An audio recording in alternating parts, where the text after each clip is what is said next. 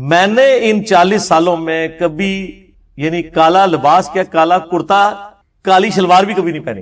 یہ پہلی دفعہ میں نے کالا لباس پہنا ہے اور وہ آپ کی نظر میں بھی آ گیا، تو وہ بھی مجھے میرے دوست نے گفٹ کیا تو میں نے پہنا. ادروائز میں نے یعنی یہ زبردست، ابھی یہ گفٹ نہ کرتا میں نے خود سے نہیں تھا خریدنا، ریلیکٹنٹ تھا. تو وہ چونکہ میں نے کئی حدیث مطلب میں نے آج سے 5-6 سال پہلے سے یہ بات مطلب بات کر رہا ہوں کہ کالا لباس ثابت ہے، میرے تو اس میں کلپ ریکارڈڈ ہے. کسی رنگ کی ایون سرخ لباس کی بھی کوئی ممانعت نہیں ہے، وہ روایت ضعیف ہے ترمذی کی کہ ایک بندے نے سرخ کپڑے پہنے تھے، آپ علیہ السلام نے اس کو سلام کا جواب نہیں دیا. آپ نے خود سرخ لباس استعمال کیا ہے، سبز لباس استعمال کیا ہے، سنن اربعہ میں ایسی روایتیں موجود ہیں، سفید کیا ہے، کالا کیا ہے، ٹھیک ہے. زرد صرف منع ہے، وہ بھی احرام کی حالت میں، عام حالت میں زرد بھی پہن سکتے ہیں. تو یہ ساری لباس ثابت ہے، ان سارے لباس ان کلرز کی پگڑیاں بھی اگر وہ پہن لے تو جائز ہے، کوئی عرض نہیں. کالا لباس میرے بھائی چونکہ اب ایک فرقہ وارانہ ایک تفریق ہو چکی تھی، اس لیے یہ ٹارگٹ ہو گیا. ادروائز میرے بھائی میرے لیے دیکھو نا، تسی ادھر ویکھی جا رہے ہو، کالا لباس جو ہے یہ نبی علیہ السلام کی سنت ہے، اور میں یہ کہتا ہوں کہ آپ صلی اللہ علیہ وسلم نے ہر طریقے سے کالا لباس پہنا ہے، اور جس طرح کالا لباس پہنا ہے کوئی اور لباس پہنا ہی نہیں. کس طرح سنیں، صحیح مسلم میں حدیث ہے کہ آپ صلی اللہ علیہ وآلہ وسلم حجۃ الوداع کے جب آپ صلی اللہ علیہ وسلم فتح مکہ کے موقع پر داخل ہوئے مکے میں تو آپ نے کالی پگڑی پہنی، سفید پگڑی بھی ثابت ہے. المستدرک علاقے میں موجود ہے عبد الرحمن بن عوف رضی اللہ تعالیٰ عنہ کی کالی پگڑی کھول کے نبی علیہ السلام نے اپنے مبارک ہاتھوں سے سفید پگڑی باندھی اور 4 انگلی کے برابر شملہ چھوڑا اور کہا کہ شملہ چھوڑا کرو، یوں امامہ خوبصورت لگتا ہے. عبد الرحمن بن عوف کو اپنے مبارک ہاتھوں سے امامہ باندھا. میں نے پچھلے لیکچر میں مصطفی حاکم سے وہ ویڈیو میں HD کیمرے میں وہ حدیث دکھائی بھی تھی. تو سفید بھی سنت ہے. صحیح مسلم میں کہ فتح مکہ کے موقع پر کالی پگڑی، بخاری کے اندر موجود ہے کہ نبی علیہ السلام نے جو اپنا آخری خطبہ دیا ہے بیماری کے عالم میں، اس میں آپ نے کالا امامہ باندھا ہوا تھا اور آپ کا عمومی امامہ کالا ہی تھا. ایون آپ علیہ السلام کا جھنڈے کا کلر بھی کالا ہوتا تھا، اور جھنڈا بھی ہو گیا، امامہ بھی ہو گیا. کالی کملی تو سنا ہے نا آپ نے، جس مکتب فکر نے آپ کو پڑھایا ہے کہ کالا لباس جو ہے یہ رافضیوں کا لباس ہے اور حرام ہے، وہ تو نعتیں لکھتے ہیں کالی کملی والے، تو ان کو کہ اس کو نعت کو چینج کریں، چٹی کملی والے کر دیں. آپ نے اپنی نعت کے اوپر نہیں کبھی غور کیا.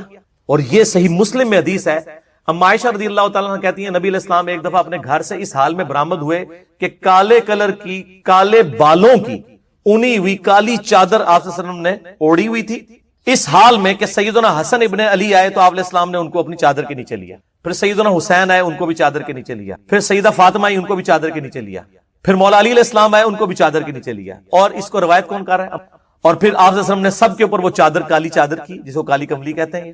اور پھر آپ نے وہ سورۃ الاحزاب کی آیت پڑھی، آیت نمبر 33، انما یرید اللہ لیذھب عنکم الرجس اہل البیت ویطہرکم تطہیرا.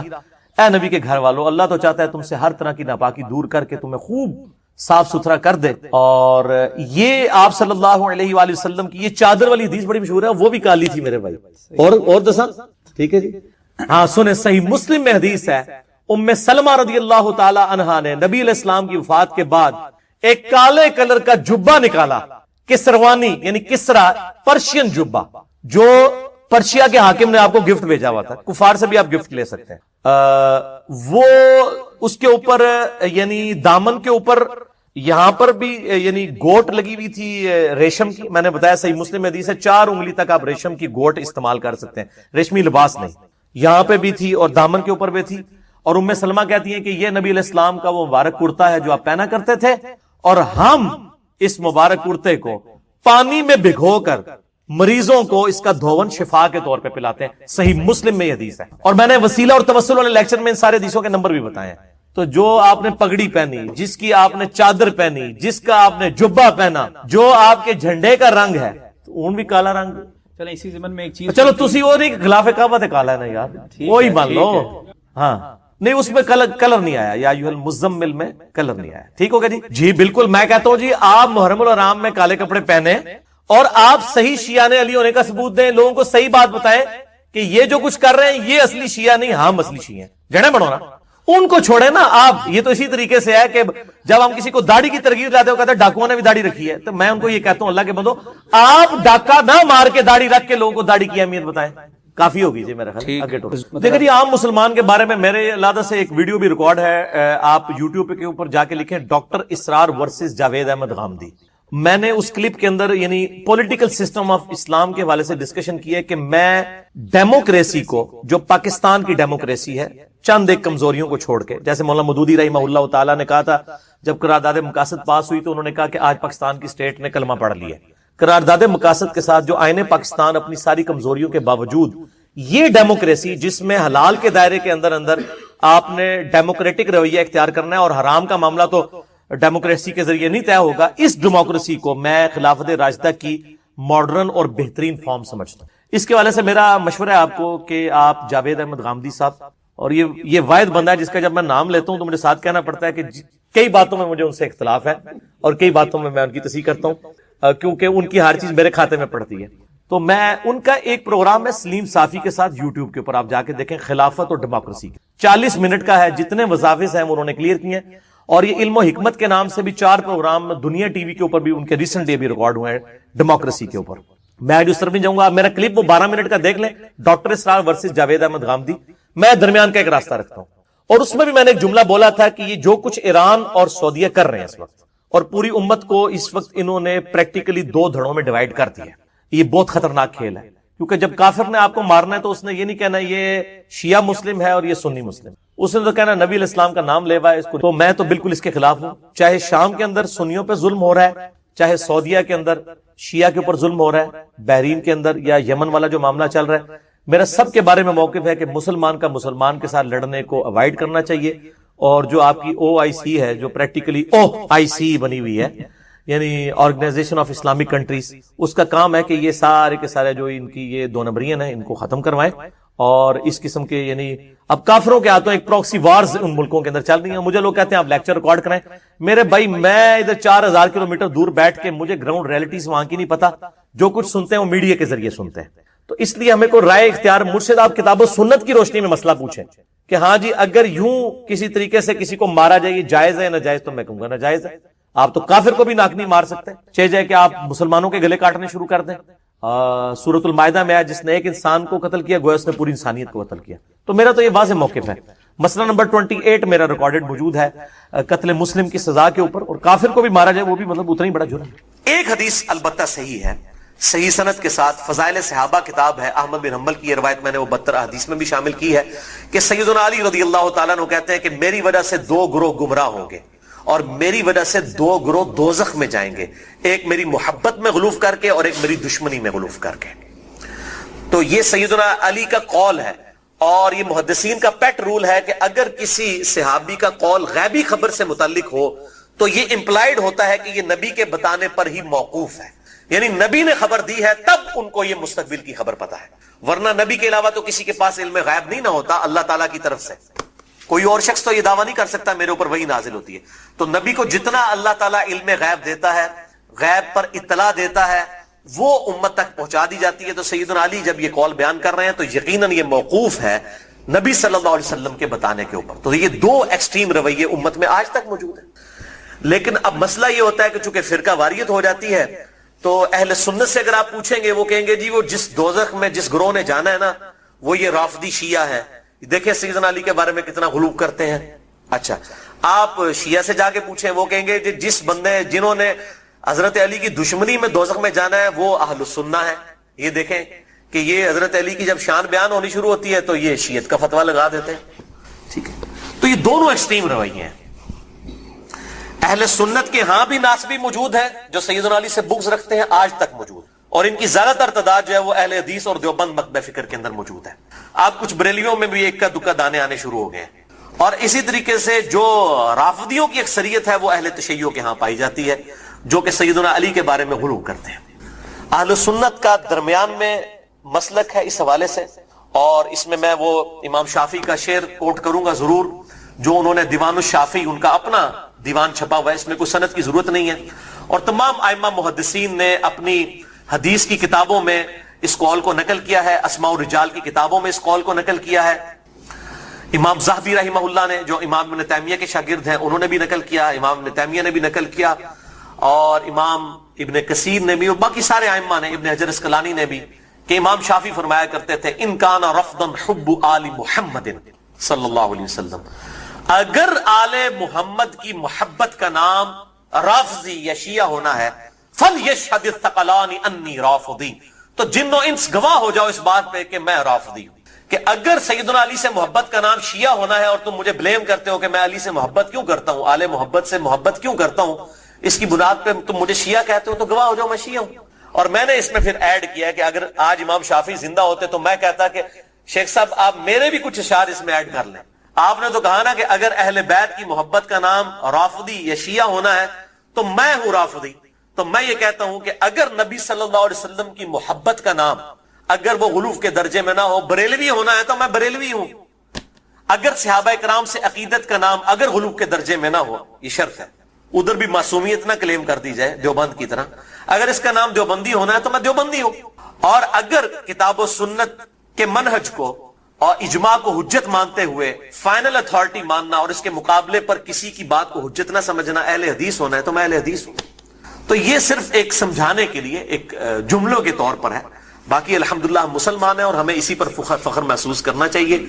اللہ تعالیٰ نے ہمیں مسلم پیدا فرمایا، وَسَمَّاكُمُ الْمُسْلِمِينَ، اس نے نام بھی ہمارا مسلمان رکھا ہے، ہمیں اسی پہ فخر محسوس کرنا چاہیے. باقی جو یہ فکر کی بات ہوتی ہے، اگر اصحاب الحدیث یا اہل السنہ کی فکر محدثین نے استعمال کی تو یہ فکر کے طور پر تھا. کبھی یہ مسجدوں کے باہر اس طریقے سے تفریق نہیں کی جاتی تھی جس طرح آج کل ہو چکی ہے، اور آج کل بھی ہر جگہ نہیں ہے. پورے سعودیہ میں اس طرح کی تفریق نہیں ہے کہ مسجد کے باہر آپ کو اس طرح کی چیزیں ملیں، یا ملیشیا کے اندر جن ملکوں کے اندر تھوڑی ہوش آئی ہے تو ان چیزوں سے چیزیں پاک ہیں. اور ایون ہمارے جو یورپ اور امریکہ کے اندر اگرچہ فرقوں کے نام پہ مسجدیں بنی ہیں لیکن کم از کم وہاں پہ اتنی ٹالرنس ہے کہ لوگ تمام کے تمام لوگ ایک جگہ پہ نماز پڑھتے ہیں، ایک دوسرے کے پیچھے نماز پڑھ لیتے ہیں. یہ یہاں پر لعنت ہے انڈیا، پاکستان اور بنگلہ دیش کے گندے کلچر کے اندر کہ یہاں پر لوگ جو ہیں وہ مطلب اس طرح فرقوں میں بٹے ہوئے ہیں کہ ایک دوسرے کے پیچھے نماز بھی نہیں پڑھتے. آج بھی مجھے ایک بھائی کا فون آیا، اکثر لوگ سوال کر رہے ہوتے ہیں فلاں کے پیچھے نماز ہو جاتی، فلاں کے پیچھے نماز ہو جاتی. میں ان کو ایک ہی جملہ بولتا ہوں کہ میرے بھائی جس کو آپ کافر نہیں کہہ رہے نا اس کے پیچھے نماز ہو جاتی ہے. آپ نے اگر یہ اناؤنسمنٹ کرنی ہے کہ اس کے پیچھے نماز نہیں ہوتی تو اس کو پہلے کافر ڈکلیئر کریں گے. اگر آپ میں یہ جرت نہیں ہے نا، آپ مسلمانوں سے سمجھ رہے ہیں نا، اہل البدع سمجھ رہے ہیں، کلمہ کو مشرک سمجھ رہے ہیں، کچھ بھی سمجھ رہے ہیں، کافر کہنے کی آپ کو جرت نہیں ہے نا، تو سمجھ لیں کہ وہ مسلمان ہے. اب وہ مسلمان ہے، وہ اہل بدعت میں سے بھی ہو سکتا ہے، کلمہ کو مشرک بھی ہو سکتا ہے، ٹھیک ہے، کچھ بھی ہو سکتا ہے، جب تک وہ کافر نہیں ہے اس کے پیچھے نماز درست ہے. یہ ہے بالکل موٹا سا فارمولہ. اور اگر آپ سمجھتے ہیں کہ اس طریقے سے لوگوں کو اسلام سے باہر نکالنا ہے تو میرے بھائی پھر ٹھیک ہے، آپ سعودیہ والوں کو بھی اپلیکیشن دیں کہ اہل حدیث اپلیکیشن دے دیں کہ جی بریلوی مشرک ہیں، دیوبندی بھی چونکہ تقلید کرتے ہیں وہ بھی مشرک ہیں، شیعہ بھی مشرک ہیں، لہٰذا جو ہے چونکہ حرم کے اندر جو ہے وہ مشرکین کا داخلہ ممنوع ہے، لہٰذا سوائے اہل حدیث کے کسی کو حج کرنے کی اجازت نہ دی جائے. اپلیکیشن دیں. اور اگر وہ آپ کی اپلیکیشن قبول نہ کریں تو پھر آپ وہی فتویٰ لگائیں کہ اگر وہ نہیں قبول کر رہے تو وہ بھی مشرک، جو حرم میں آنے دے رہا ہے مشرک کو وہ بھی مشرک، اور امام کعبہ جو ان کی لیڈرشپ کر رہا ہے اور اس کے خلاف بول نہیں رہا وہ بھی مشرک. پھر تو بھائی میرے فارمولے آپ لگانے شروع کرتے ہیں. اصل میں سب کو یہ بات پتا ہے، یہ تقریروں میں جوش میں آ کے کتابوں میں اس طریقے سے جوش میں چیزیں لکھ دیتے ہیں. پتہ ان کو بھی ہے کہ اسلام سے نہیں نکالا جا سکتا. جن کو اسلام سے نکالنا تھا نا، امت نے اتفاق کر کے ان کو اسلام سے نکال دیا ہے. وہ ہے قادیانی، ان کے بارے میں سب نے اتفاق کیا ہوا ہے. اگر کوئی قادیانیوں کے علاوہ کسی مسلمان کے فرقے کو جو انڈیا پاکستان بنگلہ دیش میں پایا جاتا ہے کافر سمجھتا ہے تو بھائی اپلیکیشن پٹ کرے. آپ دیکھیں ذرا پھر ان کے ساتھ ہوتی کیا ہے. اہل حدیث کے خلاف پٹ کریں گے نا، وہ ساروں کے بابوں کا چٹا بٹا کھول دیں گے. آپ بریلویوں کے خلاف پٹ کریں گے، بریلوی اہل حدیث دیوبند شیعہ کے بابوں کا چٹا بٹا کھول دیں گے. شیعہ کے خلاف پٹ کریں گے نا، وہ ان کے سارے بابوں کو ننگا کر دیں گے. دیوبندیوں کے خلاف بات کریں گے، وہ ان کے بابوں کو ننگا کر دیں گے. کیوں کہ سب کے پاس تھوک کے حساب سے ایک دوسرے کے خلاف گمراہ کن نظریات جو ہے نا کتابوں کے اندر موجود ہیں. یہ اتنا سیدھا معاملہ نہیں ہے اس کو جس طریقے سے سمجھا جاتا ہے. تو یہ میرے بھائیوں بہت کریٹیکل ایشو ہے. جس کو آپ کافر نہیں کہہ رہے اس کے پیچھے آپ کی نماز بالکل درست ہے. یا جرت کریں کافر کہنے کی پھر اگلی بات کریں. اگر آپ یہ جرت نہیں کر رہے تو یقیناً آپ مسلمان سمجھ رہے ہیں. ایک دوسرے کے پیچھے نمازیں بھی پڑھتے ہیں، پڑھیں، ایک دوسرے کے ساتھ نکاح بھی کریں، ایک دوسرے کے ساتھ معاملات بھی کریں، علمی طریقے سے ایک دوسرے کے ساتھ معاملات کو آگے لے کے چلیں. باقی تو حالت یہ ہو چکی ہے میرے بھائی کہ یہاں تو ایک فرقے کے جو لوگ ہیں ان میں کتنی پارٹی بازی ہیں. ایک گھر کے اندر ایک فرقے کے لوگ ہیں ان میں پارٹیاں موجود ہیں. کوئی ایک جماعت کے ساتھ ہے، کوئی دوسری جماعت کے ساتھ ہے. وہ کہتا جی قربانی دی کھال میں انہوں دینی ہے، وہ کہتا میں انہوں دینی ہے. اور مولوی دا واسطہ چلے تو تہاڈی بھی کھال کے لا کے لے جائے عید والے داڑے. بالکل کئی لوگ ایسے ملے ہیں وہ کہتے ہیں جی ہم 2 بکرے اس لیے دیتے ہیں کہ جی وہ ہم نے ایک جو ہے وہ اس پارٹی کو دینا ہے، دوسری پارٹی کو دینا ہے، ورنہ وہ ناراض ہو جائے گی. اور دونوں کا مسئلہ ایک ہی ہے. اور اس کے علاوہ سیاسی بنیاد پہ جو ڈویژن ہوئی ہیں وہ الگ سے ہیں. تو ڈویژن تو بہت زیادہ ہے. اور پھر کہتے ہیں جی وہ ہم آپس میں ایک دوسرے کو گمراہ تو نہیں سمجھتے. گمراہ نہیں سمجھتے تو میرے بھائی ایک دوسرے کا اس لیول تک آپ رد کرتے ہیں کہ مسجدیں چھین لیتے ہیں ایک دوسرے سے. اگر گمراہ سمجھ رہے ہیں تو تبھی مسجد چھینتے ہیں نا. مسجد کیوں چھینی جاتی ہے کہ میرے والے کریں؟ تو یا سیدھا سیدھا پبلک کو بتائیں کہ یہ مسجد جو ہے یہ ہمارے چندے بٹورنے کے اڈے ہیں. تو چونکہ ادھر سے ہم نے چندے بٹورنے ہوتے ہیں, آپ کی چمڑیاں اتارنی ہوتی ہیں, اس لیے ہم مسجدیں آپ سے چھین رہے ہوتے ہیں. تو بتائیں پبلک کو, یہی بات ہو سکتی ہے نا. تو یا پھر اگر یہ نہیں کہہ رہے تو آپ ظاہر ہے دوسروں کو گمراہ سمجھ رہے ہیں. گن پوائنٹ کے اوپر ایک دوسرے کی مسجدیں چھینتے ہیں, لڑائیاں کرتے ہیں, اور پھر کہتے ہیں جی ہم ایک ہی ہیں. کوئی ایک نہیں ہوتے میرے بھائی. دیوبند کا مماتی گروہ, حیاتی گروہ, اتنے ایکسٹریم اختلافات ہیں آپ سوچ بھی نہیں سکتے. بریلویوں کے اندر آپ آ جائیں, دعوت اسلامی کو دیکھ لیں, اور ڈاکٹر طاہر القادری صاحب اور سیفیوں کی پارٹی, زمین کے آسمان کے اختلافات ہیں. اہل حدیث کے اندر آپ آ جائیں, وہاں پہ جماعت الدعوہ کو دیکھ لیں, جمعیت اہل حدیث کو دیکھ لیں, زمین آسمان کے اختلافات ہیں. میں تو مطلب جنہوں کہتے ہیں نا کہ پنجابی محاورہ دائیاں کو نہیں ٹھڈ چھپے ہوتے, میں تو سارے نہ رہا, مجھے تو پتہ ہے ان کی سب کی کیا صورتحال ہے. چندوں کی بنیاد کے اوپر لڑائیاں ہوتی ہیں, اور بعض اوقات جو ہے وہ اسلحہ تک نکال لیا جاتا ہے, مسجدوں کے اوپر قبضہ کر لیا جاتا ہے, مسجدیں بند ہو جاتی ہیں. ہمارے خود اسلام آباد میں ایک اہل حدیث کی مسجد 1 سال تک بند رہی ہے, صرف 2 پارٹیوں کے جھگڑے کی وجہ سے.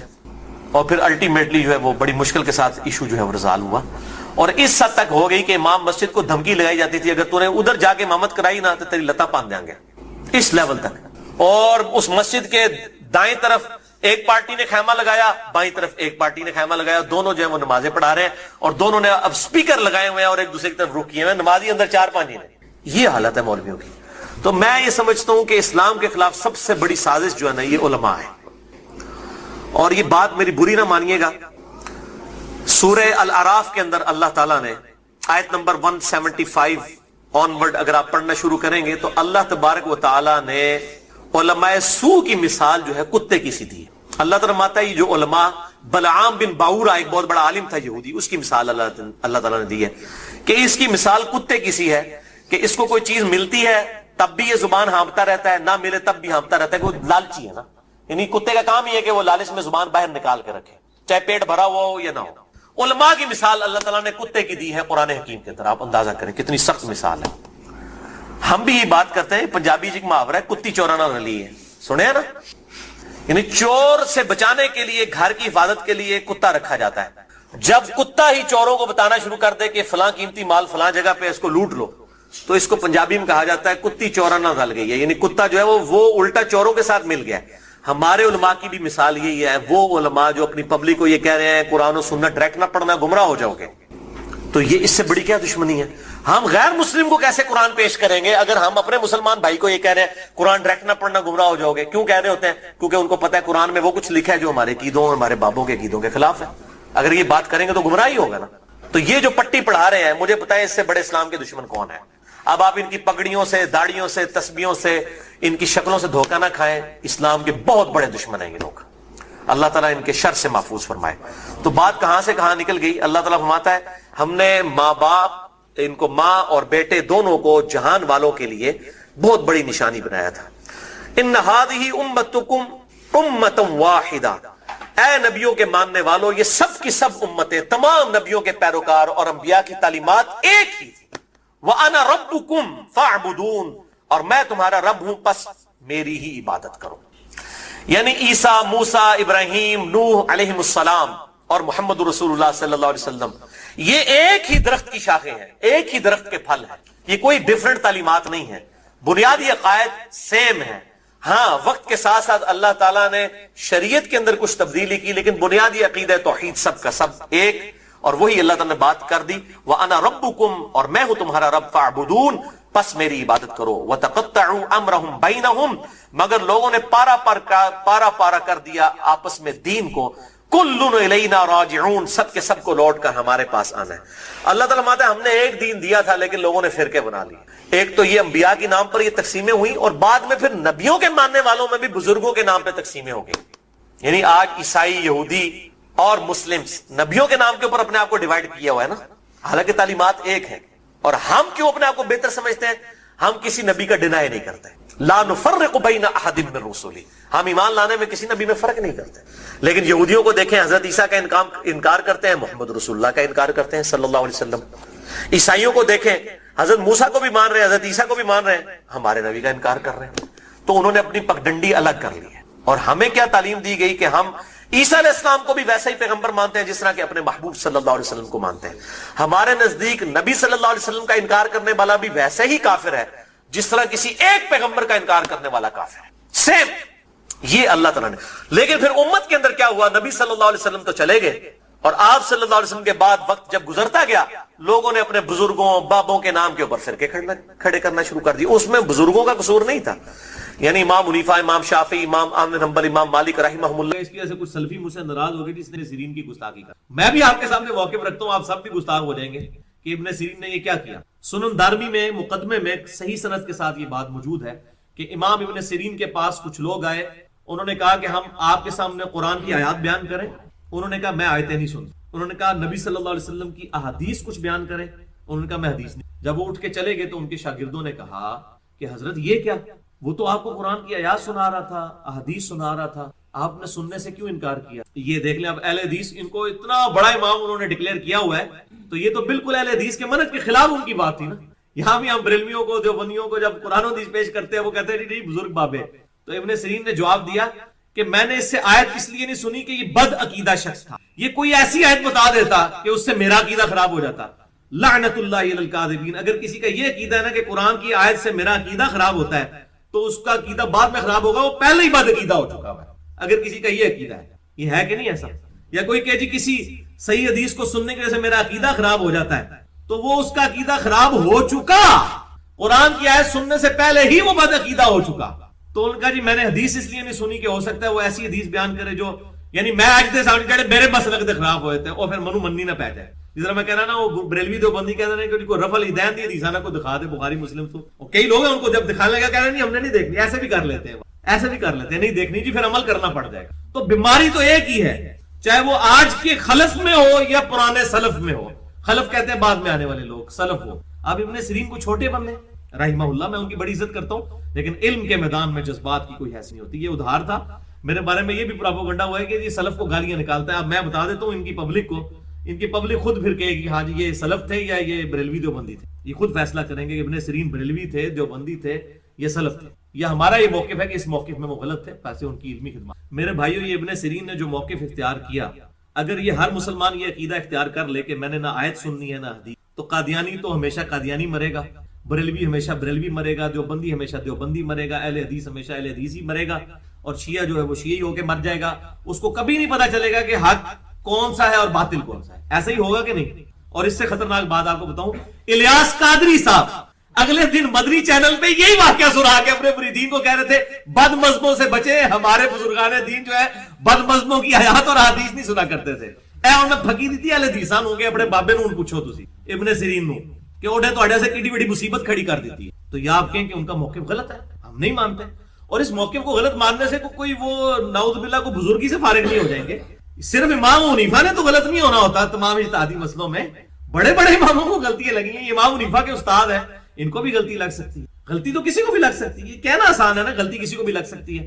تو میرے بھائی اس طریقے سے اختلاف رائے کسی سے بھی ہو سکتا ہے. تو الیاس قادری صاحب اپنے مریدین کو سمجھا رہے تھے کہ اگر آپ کو کوئی آیت پیش کرے، کوئی حدیث پیش کرے تو آپ بد مذہب سے، یہ بد مذہب کا لفظ استعمال کر. یہ اگلے دن مجھے کوئی بد مذہب کیا، بھائی بد مذہب سارے بد مذہب ہے. یعنی آپ بریلویوں سے پوچھیں وہ کہتے ہیں ہمارے علاوہ سب بد مذہب ہیں. دیوبندیوں سے پوچھیں وہ کہیں گے ہمارے علاوہ سارے بد مذہب ہیں. اہل حدیث سے پوچھیں وہ کہیں گے ہم ہیں صحیح اہل السنہ، باقی سارے بد مذہب ہیں. اہل تشیع سے پوچھیں وہ کہیں گے ہم ہیں جو صحیح شیعان علی، باقی سب بد مذہب ہیں. تو یہ بد مذہب ایک ٹرم ہے، ایک سمجھ لیں، ایک جنوب پنجابی کہنے لگے ماں بہن دی گال، تسی سمجھ لو نا، ایک ادبی جی گال ہے کسی کو بد مذہب کہنا. بد مذہبوں کی صحبت سے بچیں، بد مذہبوں سے آیات نہ سنیں، بد مذہبوں سے احادیث نہ سنیں، اس طرح کی ٹریڈی. اور یہ ٹیکے یہ بیٹھ کے نا ٹی وی پہ مولوی لگا رہے ہوتے ہیں سارے مکاتبے فکر کے. یعنی جو بندہ آپ کو یہ کہنا کہ کسی کی بات نہیں سننی، آپ سمجھ لیں کہ اس کے یہاں پہ دال میں کالا ہے، چور کی داڑھی میں تنکے والی بات. تو الیاس قادری صاحب بھی وہ کہنے لگے کہ جی یہ ہم جو منع کرتے ہیں نا بد مذہبوں کی صحبت سے، جو ہمارے بزرگوں کو برا کہتے ہیں، جو ہمیں قرآن و حدیث پڑھ پڑھ کے جو ہمیں بدعتی اور مشرک شرک کے فتوے لگاتے ہیں، تو آپ ان کی بات ہی نہ سنا کریں.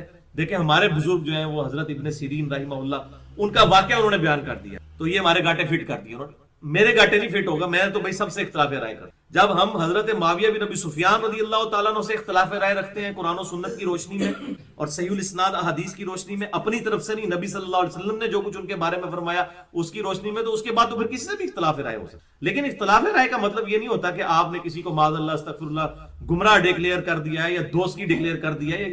غلطی تو کسی سے بھی ہو سکتی ہے، اور آپ ان لوگوں سے بھی پوچھیں، کسی بھی مکتبہ فکر کے بزرگ سے پوچھیں کہ آپ اپنی پبلک کو جو یہ سکھا رہے ہیں، آپ کیا دوسروں کے بارے میں بھی ایکسپیکٹ کرتے ہیں کہ لوگ آپ کی بھی بات نہ سنیں؟ وہ کہیں گے نہیں نہیں نہیں، ساڑھی گل تو سننی چاہیے۔ تو بھائی تہاڈی جو گل سننی چاہیے ہے تو پھر دوسرے دی کیوں نہیں؟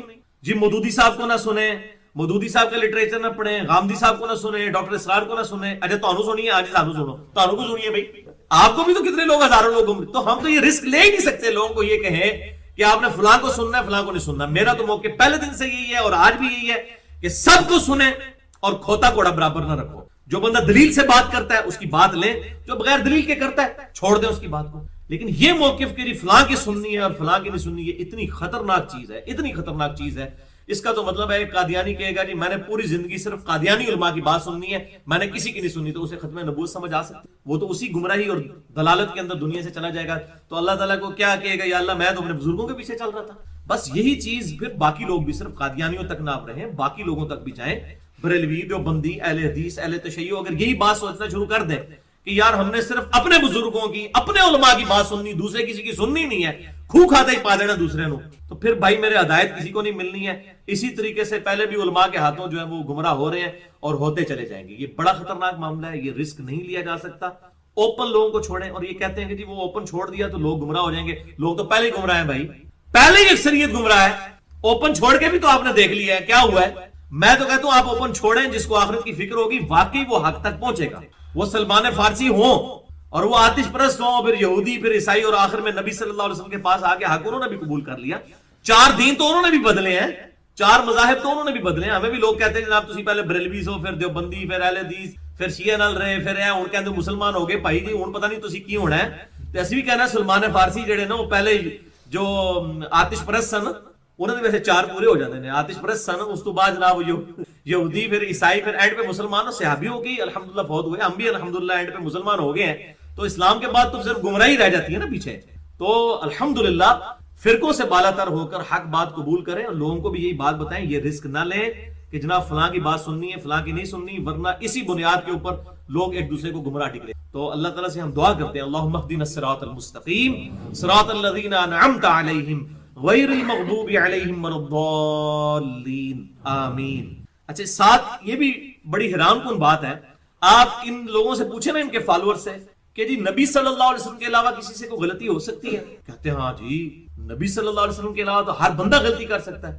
اچھا ان سے پوچھیں اچھا آپ کے بزرگ کی ذرا کوئی 5-6 ہمیں موٹی موٹی غلطیاں، استغفر اللہ تو وہ یعنی ویسے تھریٹیکلی کہیں گے، یعنی آپ طارق قادری صاحب، الیاس قادری صاحب، یا ساجد میر صاحب، یا اسی طریقے سے حافظ سعید صاحب، یا ساجد نقوی صاحب، سارا دے نام لے لیں، کوئی ناراض نہ ہوئیو، سارے فرقے دے نام لے چھڑیں۔ ان کے فالوور سے پوچھیں کہ جی نبی کے علاوہ کوئی معصوم ہوتا ہے؟ کہتے ہیں نہیں جی نبی معصوم ہوتے ہیں۔ اور آپ کے بزرگ جن کے آپ پیچھے، جن کی جماعتوں کے پیچھے آپ چل رہے ہیں اور جا کے روڈوں کے اوپر ان کے لیے جلسے جلوس نکالتے ہیں، پھر آپ لوگ مرتے بھی ہیں اس قسم کے معاملات کے اندر آ کے، جن کی خاطر آپ جانے دے رہے ہیں، اللہ کے لیے نہیں، مولویوں کے پیچھے جانے دے رہے ہیں، جو آپ سے مال بھی لوٹتے ہیں، جب موقع مل جائے تو عزت بھی لوٹ لیتے ہیں، جب موقع ملے تو آپ سے آپ کی جان بھی لے لیتے ہیں، آپ ان کی خاطر مر رہے ہیں۔ تو آپ یہ بتائیے کہ آپ کہہ رہے ہیں نبی کے علاوہ ہر بندے سے غلطی ہو سکتی ہے، ان سے کوئی غلطی، کوئی آپ اپنے ذرا امیر صاحب کی کوئی 5 غلطیاں گنوائیں، پھر تکیو تو انو جناب وہ چپیڑ ہی مارے گا وہ۔ تو اس کا مطلب ہے یہ صرف آپ کو کہہ رہے ہوتے ہیں، یہ معصوم نہیں ہے۔ حقیقتاً یہ اپنے سارے بزرگ بابوں کو، چاہے وہ آج کے ہیں چاہے آج سے 1300 سال پہلے کے ہیں، سب کو یہ معصوم مانتے ہیں۔